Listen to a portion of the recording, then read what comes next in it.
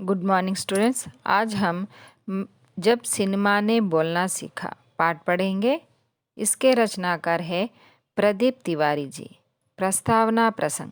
मैं सिनेमा हूँ, तुम्हारा अतीत कहता हूँ, तुम्हारे वर्तमान में रहता हूँ, तुम्हारा भविष्य गढ़ता हूँ, तुम्हारी कथा से, तुम्हारी व्यथा से, तुम्ही से तुम्हारा मन हरता हूँ। कल्पना हूँ मगर हकीकत कहता हूँ। यहाँ पर 3 प्रश्न दिए गए हैं। सिनेमा का संबंध हमारे भूत, भविष्य एवं वर्तमान से है। कैसे? सिनेमा का संबंध हमारे भूत यानी पहले ज़माने में सिनेमा कैसे होता था और वो लोग सिनेमा भी देखते थे और हम देख रहे हैं आगे जाकर हमारी आने वाली पीढ़ी भी सिनेमा देखेगी। जैसे ज़माना बदलते जा रहा है उसी तरह सिनेमा बनाया जाता जा रहा है। दूसरा प्रश्न, जब सिनेमा नहीं था तो लोग अपना मनोरंजन किस प्रकार करते होंगे? जब सिनेमा नहीं था तो नाटक से या कठपुतली की मनोरंजन करते थे। कठपुतलियों से मनोरंजन देखते थे और उससे आनंद लेते थे। अपने आरंभिक दिनों में सिनेमा कैसे होते होंगे, उन्हें देखकर उस समय के लोग क्या सोचते होंगे? आरंभिक दिनों में ब्लैक एंड वाइट में थे। पहले तो मूक पिक्चर्स थी जिसमें आवाज़ नहीं थी। उसके बाद में बोलना संवाद चालू हुआ। उसके बाद में ब्लैक एंड वाइट हो गया। फिर उसके बाद में कलर पिक्चर आना शुरू हो गया।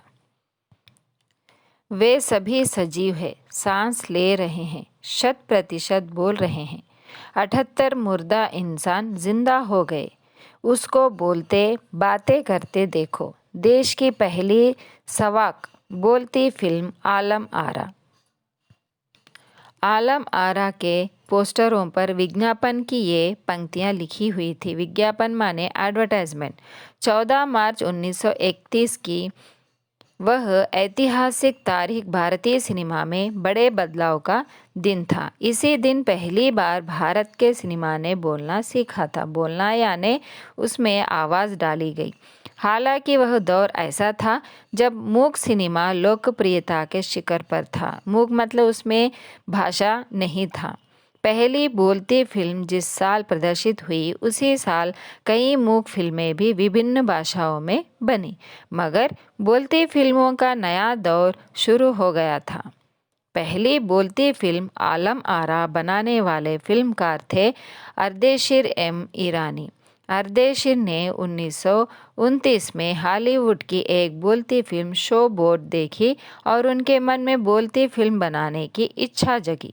पारसी रंगमंच के एक लोकप्रिय नाटक को आधार बनाकर उन्होंने अपनी फिल्म की पटकथा बनाई। इस नाटक के कई गाने ज्यों के त्यों फिल्म में ले लिए गए। एक इंटरव्यू में अर्देशीर ने उस वक्त कहा था, हमारे पास कोई संवाद लेखक नहीं था, गीतकार नहीं था, संगीतकार भी नहीं था। इन सब की शुरुआत होनी थी। अर्देशीर ने फिल्म के गानों के लिए स्वयं की धुनों चुनी। फिल्म के संगीत में महज 3 वाद्य, तबला, हारमोनियम और वायलिन का इस्तेमाल किया गया। आलम आरा में संगीतकार या गीतकार में स्वतंत्र रूप से किसी का नाम नहीं डाला गया। इस फिल्म में पहले पार्श्व गायक बने WM खान। पहला गाना था दे दे खुदा के नाम पर प्यारे, अगर देने की ताकत है। आलम आरा का संगीत उस समय डिस्क फॉर्म में रिकॉर्ड नहीं किया जा सका। फिल्म की शूटिंग शुरू हुई तो साउंड के कारण ही इसकी शूटिंग रात में करनी पड़ती थी। मूक युग की अधिकतर फिल्मों को दिन के प्रकाश में शूट कर लिया जाता था, मगर आलम आरा की शूटिंग रात में होने के कारण इसमें कृत्रिम प्रकाश व्यवस्था करनी पड़ी, यानी लाइट्स लगाना पड़ा। यहीं से प्रकाश प्रणाली बनी जो आगे फिल्म निर्माण का ज़रूरी हिस्सा बनी। आलम आरा ने भविष्य के कई स्टार और तकनीशियन तो दिए ही, अर्देशीर की कंपनी तक ने भारतीय सिनेमा के लिए 150 से अधिक मूक और लगभग 100 सवाक फिल्में बनाई। Alam Ara film Arabian nights जैसी फैंसी थी।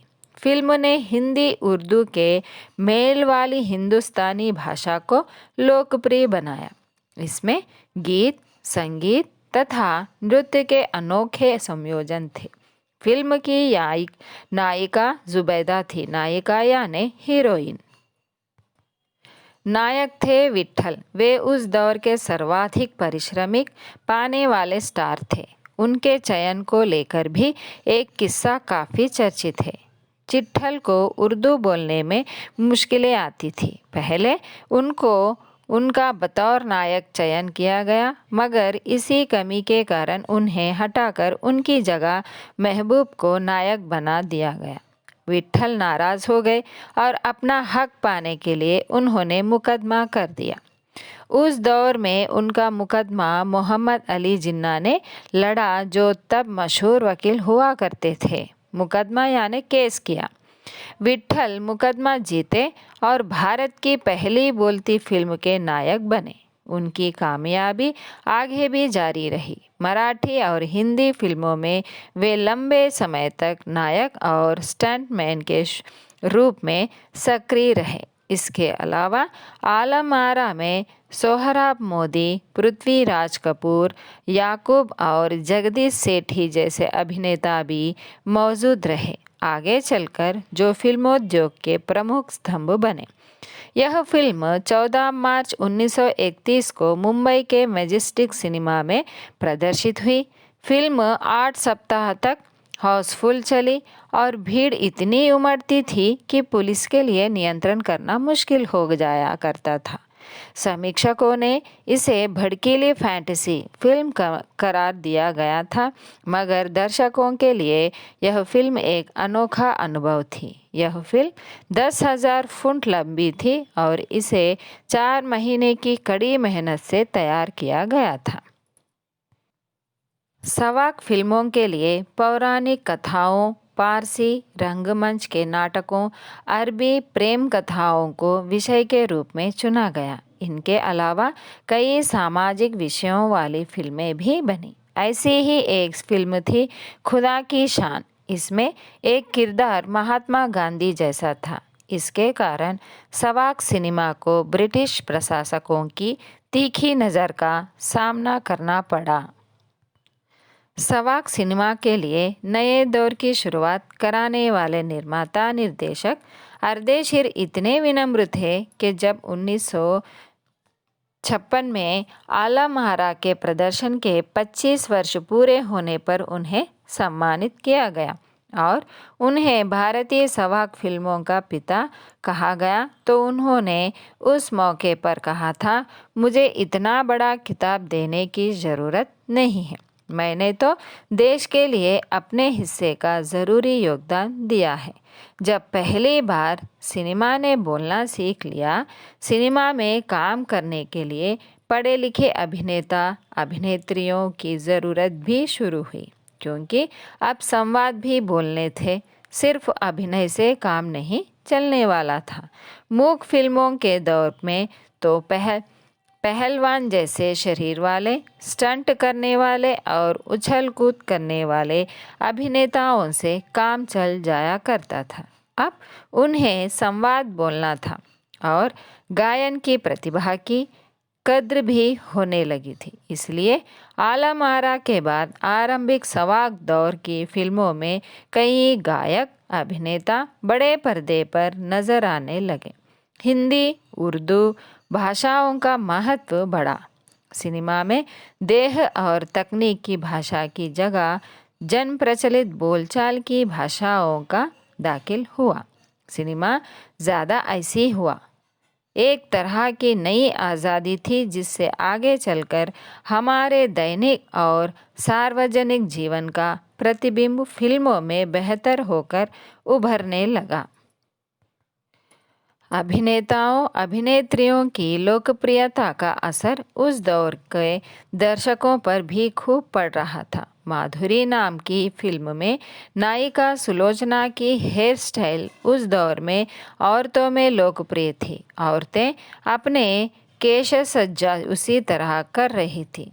अर्देशीर ईरानी की फिल्मों में भारतीय के अलावा ईरानी कलाकारों ने भी अभिनय किया था। स्वयं आलम आरा भारत के अलावा श्रीलंका, बर्मा और पश्चिम एशिया में पसंद की गई।